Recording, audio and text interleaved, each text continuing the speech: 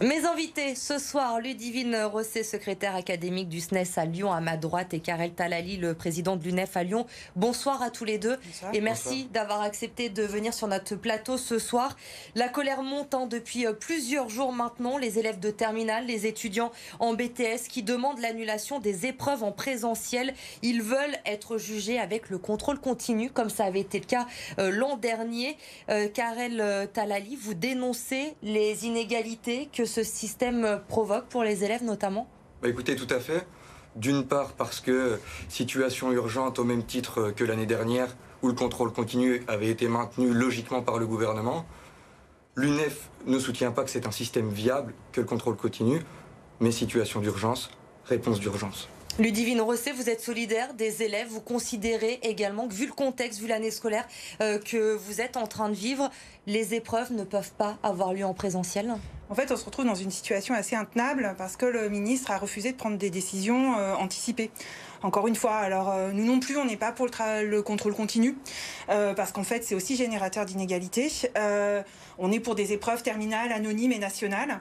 Maintenant, ce qu'il faut voir, c'est que dans les lycées actuellement, il y a des très fortes inégalités qui se sont creusées parce qu'il y a eu des demi-jauges dans certains établissements et pas dans d'autres, parce que des classes sont fermées. En fait, certes, la situation sanitaire va un peu mieux, mais actuellement, dans le département du Rhône, on a de nouveau des classes qui ferment et donc des élèves qui sont de nouveau en enseignement à distance. Faut pas oublier non plus qu'on sort quand même de 2 semaines où les établissements ont été fermés. Tout ça crée des inégalités très très fortes. Et j'imagine aussi que du coup d'un lycée à un autre, les élèves n'ont pas tous eu le même programme, n'en sont pas tous au même moment de l'année. C'est exactement ça. Et quand on pense par exemple à l'épreuve du grand oral, qui est une nouvelle épreuve sur laquelle on avait très très peu d'informations, nous en tant qu'enseignants, pour préparer les élèves, quand vous ajoutez à ça des éléments à distance et un flou global sur l'organisation, ça fait que les élèves, pour nous, ils sont en grande partie pas préparés. Donc par exemple, nous on est complètement pour la neutralisation du grand oral, c'est-à-dire qu'il ne soit pas organisé cette année, parce que c'est des épreuves pour lesquelles en fait, les élèves ne sont pas tous prêts de la même façon. Alors Jean-Michel Blanquer, vous parlez du grand oral, on va s'y arrêter un instant. Hier, il a eu une réunion en visio avec des élus lycéens, justement. Il a évoqué le grand oral. Pour lui, pas question de l'annuler. En revanche, il évoque la possibilité, pourquoi pas, de produire une attestation pour chaque élève pour qu'on sache, quand on arrive à ce grand oral, quelle partie du programme a été étudiée ou non pendant l'année, pour ne pas être interrogé sur une partie du programme qui n'aurait pas été faite par l'élève. Ce n'est pas suffisant, selon vous, ces propositions? Ce n'est pas suffisant parce qu'en fait, l'enjeu du grand oral ne réside pas, alors on peut le regretter, parce que voilà, sur uniquement le contenu du programme, mais c'est aussi une épreuve qui est longue, avec un oral qui est long et qu'il faut préparer. Et quoi qu'on en dise, ça ne s'improvise pas, un oral.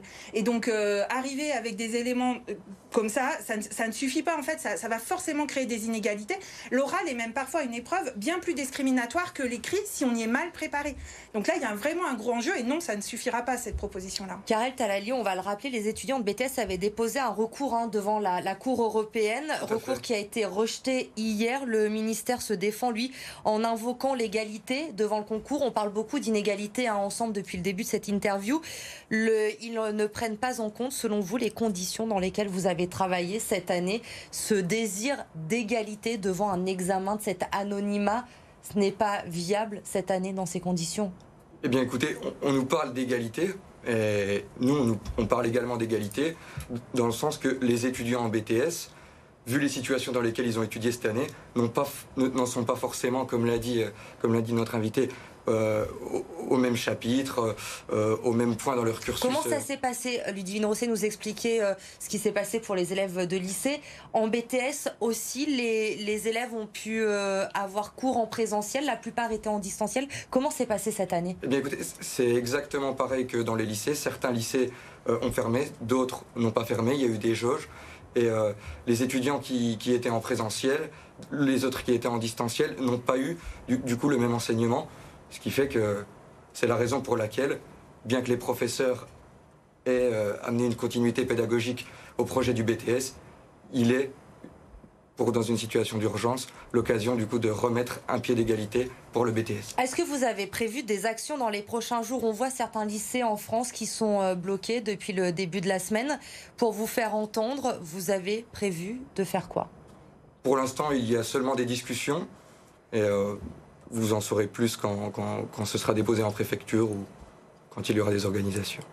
Vous n'avez pas peur tout de même, je vais peut-être me faire l'avocate du diable ce soir, mais voilà, on parle du contrôle continu, on comprend tous ce contexte sanitaire, mais on sait également l'importance d'un diplôme, d'un examen. Est-ce que vous n'avez pas peur, vous, aujourd'hui, qu'en ayant vos diplômes en contrôle continu, finalement, que vos diplômes soient dévalués sur le marché du travail? Absolument pas, dans le sens où les professeurs, l'information qui était dans le contenu des cours de BTS a été là, elle a été mise en place par la continuité pédagogique, par le distanciel, et que ce soit en contrôle continu ou pas, le bagage sera là pour les étudiants. Ludivine Rosset, on sait quand même c'est important pour les élèves. Le bac, c'est le premier grand examen dans la vie d'un jeune avant de passer à l'enseignement supérieur. Ne passer aucune épreuve, aucun oral, ça ne sera pas préjudiciable pour la suite des études, selon vous? Alors nous, de toute façon, on est attaché à un bac national avec des épreuves terminales et anonymes. C'est quelque chose qu'on porte de façon très forte et c'est une des raisons pour lesquelles on s'est attaqué notamment à la réforme du bac que proposait Jean-Michel Blanquer, parce qu'il a beaucoup réduit justement ces épreuves en notamment mettant davantage de contrôle continu.